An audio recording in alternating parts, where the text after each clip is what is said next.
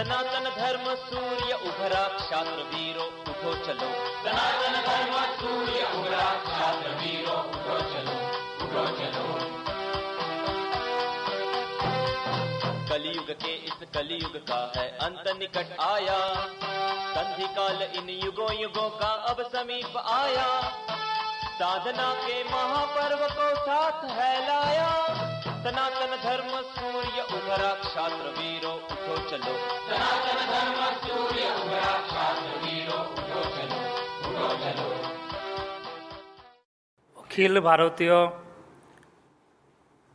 हिंदू अधिवेशन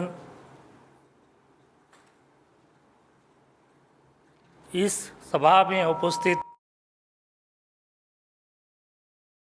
सभी संतों,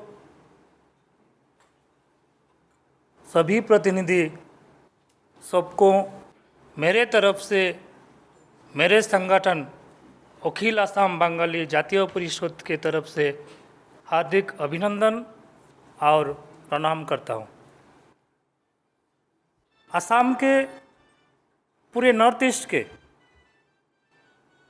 जो हिंदू लोग हैं, इसमें समस्याएं इतना गहरा तक पहुंच चुका है कि वहाँ में बोलने का तो हिंदुओं का भाषा ही नहीं है, बोलने में भी डरता है। मैं स्पेशली हिंदू बंगाली के बारे में मैं बोलना चाहता हूँ। हमारा ऑर्गेनाइजेशन ने मुझे इसीलिए भेजा कि असम के बाहर में हिंदू अखिल भारतीय हिंदू महासभा हो रहा है, हिंदुओं के बारे में चर्चा हो रहा है। ये बहुत आदरणीय बात है। ओपन डिस्कशन हो रहा है।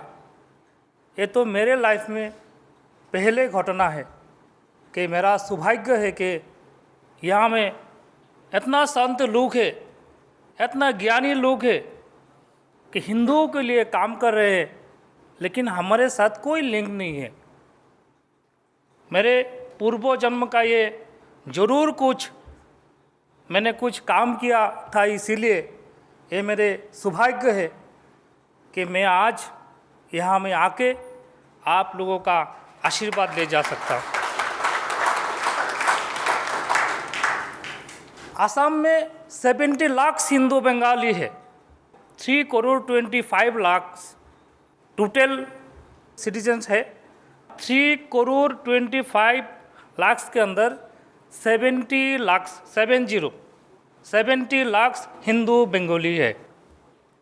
इस 70 लाख हिंदू बंगाली में 99% ईस्ट पाकिस्तान या वर्तमान बांग्लादेश से आया हुआ है। और मेरे हिसाब से ऑर्गेनाइजेशन के तरफ से हमने जो ऑब्जर्वेशन किया, इस ऑब्जर्वेशन में यही रिपोर्ट आया है कि इस 70 लाख हिंदुओं में 99% जो ईस्ट पाकिस्तान या बांग्लादेश से आया है, वो ज़्यादातर 1951 के पहले आया था या 1946 के पहले आया था। वहाँ में एक प्रॉब्लम है कि ये 70 लाख हिंदू बंगाली के जो वोटर लिस्ट होता है, वहाँ में गवर्नमेंट ने इच्छाकृत करके विलिंगली डी लिखता है। डी का मतलब है डाउटफुल, इसका मतलब है संदेहजनक। 70 लाख हिंदू बंगाली में करीब 25% अनुमानिक होगा कि डी लिखा हुआ है। 2007 में असम कांग्रेस गवर्नमेंट ने एक कैबिनेट डिसीजन लिया था। उसमें ये डिसीजन लिया कि जो डाउटफुल है उसको डिटेंशन कैंप में रखना है। डिटेंशन कैंप ये एक वर्ड है, लेकिन डिटेंशन कैंप बोल के कोई जगह गवर्नमेंट ने नहीं बनाया। वो जो जेल है जहाँ में कैदी लोग रहता है, वहाँ में वो डाउटफुल लिखा जितना आदमी है जिसको जब चाहे मनमानी करके जेल में भेज देता है। हजारों कहानी है। मेरे एक एनजीओ के तरफ से फॉर्मली एक रिपोर्ट मैंने कलेक्ट किया, मैं ये सुनाना चाहता हूँ। श्रीमती रोमनी विश्वास and her husband Shri Dilip विश्वास who have given their permanent residential address village Kasashila, Pustobish, Raja Mayang district, Morigaon, Assam. The elder daughter, who have about 8 years then, was also declared as foreigner. 2010 के अक्टूबर महीने का 22 तारीख उन लोगों को jail में भेज दिया गया। दिलीप विश्वास हस्बैंड को भेजा ग्वालपारा डिस्ट्रिक्ट जेल में। उनका जो वाइफ है रोमनी विश्वास, श्रीमती रोमनी विश्वास, 4 बच्चों के साथ 2.5 साल का बच्चा भी है, कुकराझार जेल में भेज रखा, आज तक जेल में है। उनका और एक बच्ची है, ये थोड़ा 10 इयर्स का होगा, उनको फॉरेनर्स डिक्लेयर नहीं किया। क्या हमारा देश में मानवता का हत्या इतना गहरा तक पहुंचा चुका है कि ये 2.5 साल का बच्ची, 8 साल का लड़का जिसको पढ़ाई में समाज में रहना चाहिए था, उसको भी वो जेल में रखा गया है। हमने बहुत कोशिश किया, लेकिन अभी हाईकोर्ट में केस चल रहा है, हमारा ऑर्गेनाइजेशन लड़ रहा है, ऐसा हजारों केसेस है, अभी तक हमने नहीं निकाल पाया। इतना चक्कर है। तो हमारा डिमांड है कि हमारा पूर्वजों ने भारतवर्ष हिंदुस्तान के लिए लड़ाई किया था। I am the 3rd generation. मेरे पिताजी के पिताजी भारतवर्ष के स्वाधीनता के लिए लड़ाई किया था। मेरे एक चाचा था, 1971 जो बांग्लादेश बना था उसके लिए लड़ाई किया था। और मेरे उम्र है 38 इयर्स, मैं हिंदुस्तान के लिए लड़ाई करने के लिए आया हूँ। मुंबई हो सकता है, मद्रास, चेन्नई हो सकता है, कलकत्ता, कोलकाता हो सकता है, क्यों ना इंडिया हिंदुस्तान नहीं हो सकता।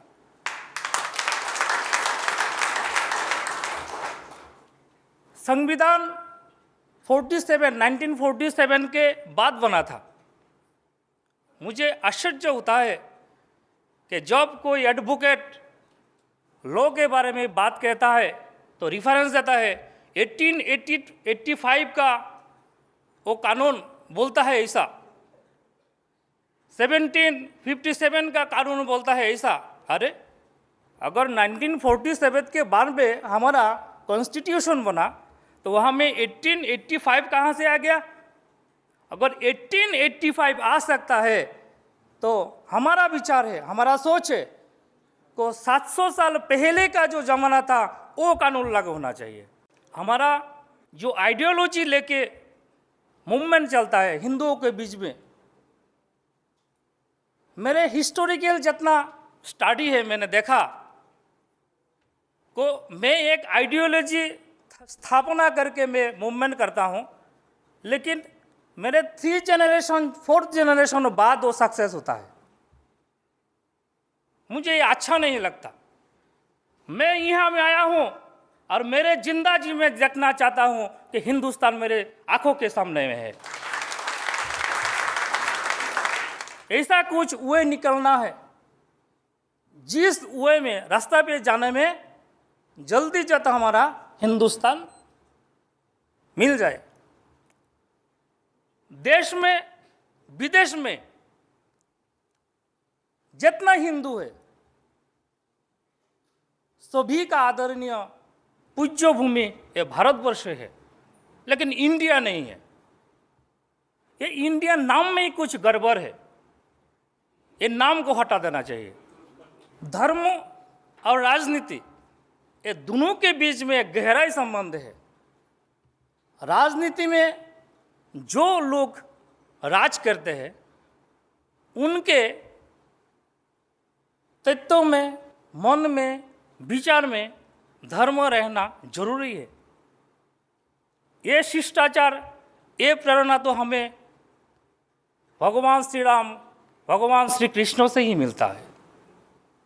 तो राजनीति में जो लोग रहता है उसके ऊपर हमारा इतना प्रेशर बना रहना चाहिए जैसे राम राज्य प्रतिष्ठा हो। इतिहास ये कहता है जितने बार हिंदू राजाओं ने जीता था, जीतने के बाद सबको भाईचारा बुलाकर कहता है आओ हम सब भाई हैं। वो जो 10 बार, 20 बार, 17 बार जिन शत्रुओं से लड़ा था उनके बारे में एक बार भी नहीं चिंता करता कि फिर अगर आक्रमण करेगा तो हमें क्या करना है। जब जीतता है तो ऐश करता है, और एक बार अगर हार जाते हैं तो ये राजा तो जाता ही है, उसका वंश भी निवंश हो जाता है। हमारा हिस्टोरी में हिंदुत्व का जितना महाराजा ने, जितना राजा ने हिंदुत्व को स्थापना के लिए चेष्टा की थी, शिवाजी महाराज, महाराणा प्रताप, इन लोगों को, कुछ लोगों को छोड़ के जितना लोग था, ज़्यादातर लोग तो ऐसा ही किया था। ये रिफरेंस मैंने इसीलिए उठाया क्योंकि कुछ दिन पहले हमारा देश में सरकार परिवर्तन हुआ। ये सच है। बुराई में अगर हम अच्छा देखना चाहते हैं तो नरेंद्र मोदी जी के ऊपर हमारा बहुत आशा है। लेकिन अगर ज़्यादा तो ज़्यादा भाईचारा के विचार रखते हुए ये हिंदुत्व को जो भावना जो हम चाहते हैं, जिस जागरूकता के लिए हम यहाँ में इकट्ठा हुआ है, ये अगर नहीं होता तो ये चांस, ये जो सुविधा कुछ करने का जो मन में जिस आदमियों को विचार में है वो भी हमारे हाथ से निकल जाएगा। तो कुछ काम है जो हमें इसी समय, इसी वक्त करना चाहिए। और 50 साल बाद अगर हम करना चाहते हैं तो हो सकता है कि हिंदू राष्ट्र तो बनेगा, लेकिन कितना हिंदू आदमी रहेगा। तो 50 साल हमारे पास वक्त नहीं है। हमारे पास वक्त है सिर्फ 5 साल। हमारे समस्या के साथ बांग्लादेश में जितना हिंदू लोग हैं उसके साथ एक गहराई संबंध है, क्योंकि ये एक मर्यादा का प्रश्न है। वहाँ में जितना हिंदू लोग हैं, हमें ये भी सोचना है कि उनके लिए हम क्या करें। हमारा उम्र तो बहुत कम है। मेरे बीच करने का क्षमता क्या है ये मुझे मालूम नहीं, लेकिन मैं जिधर जाता हूँ मैं चाहता हूँ कि उधर ही मैं जाऊँ। तो इसीलिए मैं आज अधिवेशन में जो आया हूँ, आप सभी लोगों से मैं यही आशीर्वाद लेके जाना चाहता हूँ कि आप लोग मुझे, हमारा संगठन को मार्गदर्शन कीजिए। हमारा चलना तो ऐसा है जैसे लोहा गर्म हो, कहाँ कैसे मारना है वो तो मार्गदर्शन आप लोगों को ही करना है। मैं सभी को स्वस्थ, सुंदर और स्वस्थ जीवन प्रभु के श्री चरणों में प्रार्थना करके आप लोगों से मैं आशीर्वाद लेके जा रहा हूँ, और ये आशीर्वाद मेरा और हमारा जीवन का प्रेरणा होगा। नमस्कार। जयतु हिंदू राष्ट्रम, जयतु हिंदू राष्ट्रम। सनातन धर्म सूर्य उभरा, क्षात्र वीरो उठो चलो। सनातन धर्म सूर्य उभरा, क्षात्र वीरो उठो चलो, उठो चलो। कलयुग के इस कलयुग का है अंत निकट आया, संधि काल इन युगों युगों का अब समीप आया। साधना के महापर्व को साथ है लाया, सनातन धर्म सूर्य उभरा, क्षात्र वीरो उठो चलो। सनातन धर्म सूर्य उभरा, क्षात्र वीरो